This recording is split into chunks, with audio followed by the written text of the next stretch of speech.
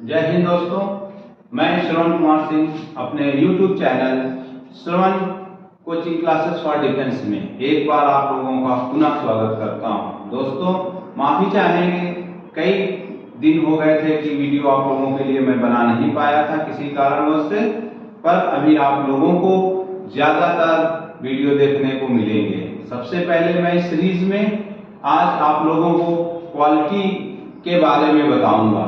यह क्वालिटी पूरी तरह से मैं अपने गुरुजी करुणेश पाठक सर के आदेशानुसार आप लोगों को बना रहा हूं। जो भी जानकारी होगी आप लोगों को टाइम से टाइम मिलती रहेगी। तो आज शुरू करते हैं। सबसे पहले क्वालिटी पार्ट 1। क्वालिटी एक्चुअल में क्वालिटी को हम लोगों ने एक छोटा रूप दे दिया है, जो कि इसका है पॉलिटिकल साइंस।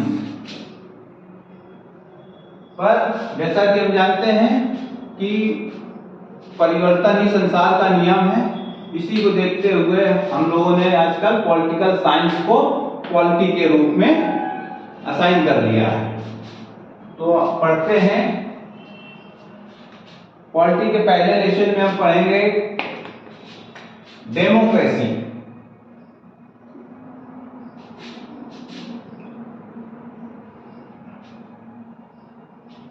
जैसा कि हम जानते हैं कि डेमोक्रेसी और संविधान एक ही सिक्के के दो पहलू हैं।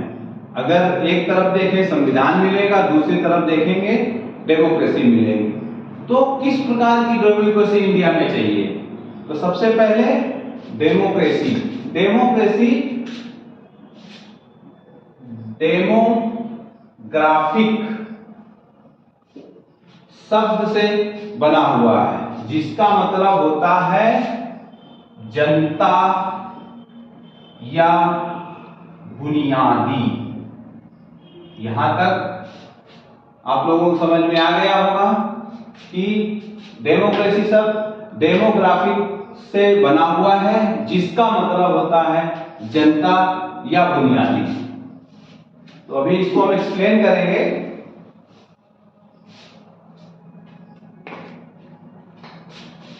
डेमो और क्रेसी। डेमोक्रेसी दो शब्दों से मिलकर बना हुआ है। डेमोक्रेसी, डेमो जिसका मतलब है पब्लिक, क्रेसी का मतलब टाइप ऑफ रूलिंग,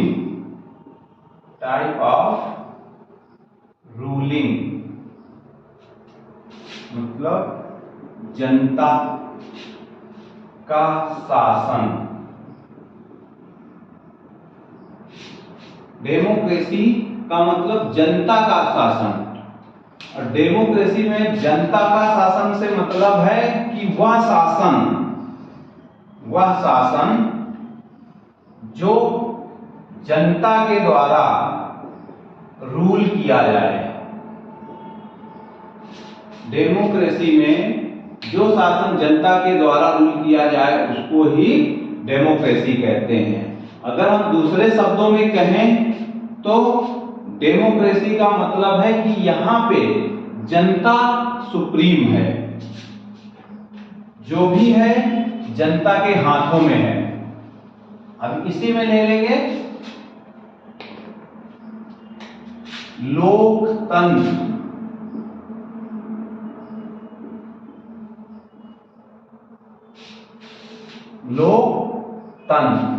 लोक का मतलब फिर जनता, तंत्र का मतलब नियम के साथ व्यवस्था का संचालन, सिस्टम। लोकतंत्र में कुछ भी कार्रवाई होगी वह नियम के साथ होगी। जनता अगर रूलिंग भी करेगी तो उसमें भी कुछ नियम और कानून को दायरे में रखते हुए वो डेमोक्रेसी में शासन करेंगे। यहां तक मेरे हिसाब से आप लोगों को डेमोक्रेसी के बारे में जानकारी क्लियर हो गई होगी। अब इसी को मैं आपको आगे बढ़ाऊंगा कि डेमोक्रेसी का मतलब क्या है। डेमोक्रेसी का मतलब है कि शासन जो कि जनता के द्वारा किया जाता है और उसमें जनता सुप्रीम होती है। तो जनता किस प्रकार सुप्रीम होती है उसको देखेंगे कि how to public rule in the our country. तो इसमें से कुछ एक स्टेप दिए गए हैं जिसको हम आपको बताएंगे। सबसे पहले डेमोक्रेसी में इलेक्शन के बगैर डेमोक्रेसी नहीं है। इलेक्शन में भाग कौन लेगा? जो 18 साल से ऊपर के नौजवान हैं या जो भी व्यक्ति हैं वो इसमें हिस्सा लेंगे। जनता क्या करेगी? जनता एक तो अपना इलेक्शन के माध्यम से एक अपना रिप्रेजेंटेटिव चुनेगी। रिप्रेजेंटेटिव चुनेगी, रिप्रेजेंटेटिव के किस किस रूप में चुन सकती है? ग्राम प्रधान के रूप में चुन सकती है, एज एमएलए चुन सकती है, एज सांसद चुन सकती है। तो ये सब जनता के ही द्वारा किया जाएगा। तो जनता ने यहाँ पे इलेक्शन में भाग लिया और निर्वाचन में हिस्सा लेने के बाद अपना एक रिप्रेजेंटेटिव चुना। उस रिप्रेजेंटेटिव ने यहां से सेलेक्ट होकर वो एज ए पार्लियामेंटेरियन गया, वो सांसद बना। किसने सांसद को चुना? जनता ने ही सांसद को चुनकर आगे बैठाला। अब यहाँ पे फिर एक क्वेश्चन होता है कि नेता भ्रष्ट क्यों होते हैं, नेता ये क्यों होते हैं? तो उसमें सबसे बड़ी कमी जो है वो सबसे बड़ी कमी है वो हम जनता की कमी होती है। क्यों? क्योंकि अगर हमने इलेक्शन में हिस्सा लिया है तो जनता को हमने चुना है ना। तो अगर हम देखें यहाँ पे कि इलेक्शन हमने किया, प्रतिनिधि हमने चुना, तो सबसे ज्यादा जिम्मेदारी इसमें किसकी होती है? तो इसमें सबसे ज्यादा जिम्मेदारी जनता की है। अगर हमने एक अच्छा प्रतिनिधि चुन के अगर हमने ऊपर अच्छे से भेजा होता तो उसी तरह से रिस्पॉन्स करता। और डेमोक्रेसी में मेरा कहना है, जो कि मेरे गुरुजी भी यही हमेशा बताते हैं, कि जनता ने अगर किसी को चुनकर सत्ता में भेजा है और सत्ता में जाने के बाद अगर उसको कोई गाली देता है तो उसका मतलब वो अपने आप को गाली दे रहा, अपने घर वालों को गाली दे रहा, अपने परिवार को गाली दे रहा है।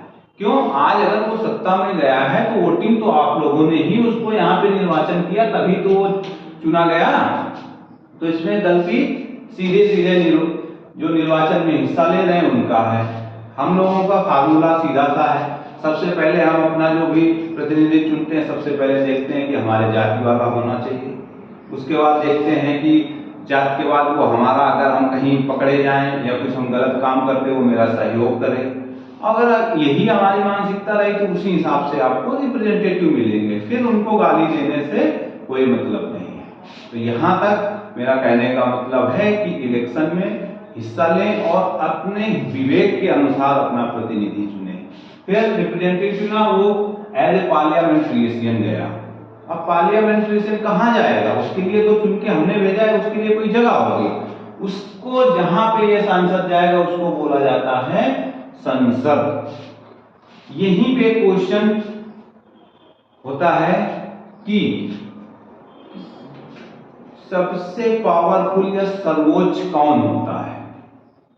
भारत में सबसे पावरफुल या सर्वोच्च कौन है? तो मैक्सिमम छोटे छोटे एग्जामों में ऐसे क्वेश्चन आते हैं तो बच्चे सबसे उसमें ऑप्शन होगा लोकसभा, राज्यसभा, उसके बाद संसद और राष्ट्रपति। तो बच्चे सीधे आंख बंद करके राष्ट्रपति में वो कर देते हैं, क्योंकि उसमें लिखा होता है कि राष्ट्रपति सर्वोच्च है। जो कि यहाँ के हिसाब से अगर हम जाएंगे तो देखेंगे कि संसद सर्वोच्च है। क्यों? क्योंकि संसद जनता से निहित होके जाता है।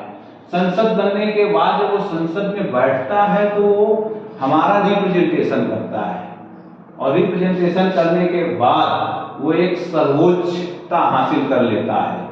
क्योंकि एज ए डेमोक्रेसी में वो सर्वोच्च इसलिए हुआ है, और जब सर्वोच्च हो जाता है तो वो लॉ मेकिंग पावर बनाने लगता है। संसद में बैठ के लॉ मेकिंग पावर बनाएगा। अब यहाँ पे पॉइंट आएगा कि लॉ मेकिंग पावर बनाएगा तो कैसा लॉ होगा? तो लॉ ऐसा ही होगा जैसे आप लोगों ने उसको सिलेक्ट करके भेजा है। अगर आपने कोई चोर सांसद चुन के भेजा है तो चोर जैसा लॉ बनाएगा। अब कोई पढ़ा लिखा आपने ठीक ठाक अगर उसको बना के भेजा है तो आपके लिए आदर्श योजनाएं बनाएगा, अच्छे वो करेगा जो कि आपके लिए बेनिफिट के लिए होगा। तो इस वजह से जहां तक कि ये यहाँ से और यहाँ तक लॉ मेकिंग पावर का है, तो सबसे बड़ा डेमोक्रेसी में सबसे बड़ा रोल जनता का है। इसीलिए इंडिया में कहा जाता है जनता का शासन। बाकी जगह पे भी है पर वहां पे जनता का साधन नहीं है, मोनार्की। ब्रिटेन में देख लीजिए, ब्रिटेन में मोनार्की है। अपना बगल अपने पड़ोसी देश भूटान में देखिए, वहां मोनार्की है।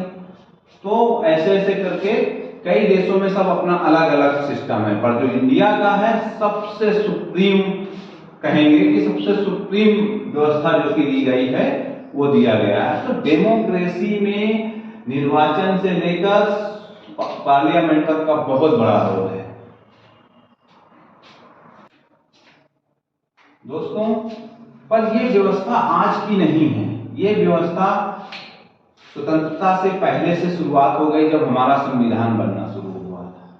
तो उस समय 1 रिप्रेजेंटेटिव इक्वल टू 1 मिलियन, जो एक हमारा रिप्रेजेंटेटिव होता था वो 1 मिलियन जनता को रूल करता था। पर अब समय बदल गया है, जनता पॉपुलेशन इंक्रीज हो रही है दिन बाय दिन। तो इस तरह से अभी 1 रिप्रेजेंटेटिव अप्रोक्स 4 लाख मिलियन जनता का प्रतिनिधित्व करता है। तो अब ये पॉसिबिलिटी है कि हो सकता है कि आपका सांसद आप ही उसको ना जानते हो, क्योंकि इतनी बड़ी पॉपुलेशन हो गई है, इतना वो हो गया, उसके पास समय नहीं है, सारा कुछ सिस्टम से बढ़ता जा रहा है। तो वहां पे पहले की अपेक्षा अभी इतना हो जाने से अभी संसद और जनता के बीच वार्तालाप नहीं हो पा रहा है। तो ये भी एक कमी है, जिसको देखते हुए भी मोदी जी ने नया संसद भवन बनवाया है, उसमें सीटें बढ़ाई हैं। तो आगे चल के फ्यूचर में लग रहा है कि अभी सपोज दैट एक छोटे से इलाके का एग्जांपल आपको देता हूं, कानपुर में एक सांसद जी हैं और पॉपुलेशन लमसम 4.9 मिलियन के आसपास। तो कितना पॉसिबल होगा कि वो जनता के बीच में जाएगा और हर जनता जागरूक होगी उससे।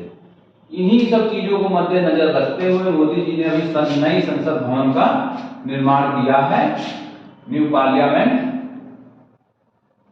तो फ्यूचर में हो सकता है कि सीटों की संख्या बढ़ाई जाए, जो कि आसानी से जनता तक पहुंच हो सकता है। तो दोस्तों, यहाँ पे हमने आपको डेमोक्रेसी के बारे में समझाने का प्रयास किया है। अगर आपको वीडियो अच्छा लगा हो तो लाइक और सब्सक्राइब करें, और आगे लगातार आपके लिए वीडियो टर्न वाइज टर्न आते रहेंगे। अभी पार्ट 2 में आप देखेंगे कैबिनेट मिशन के बारे में आपको पूरी जानकारी दी जाएगी।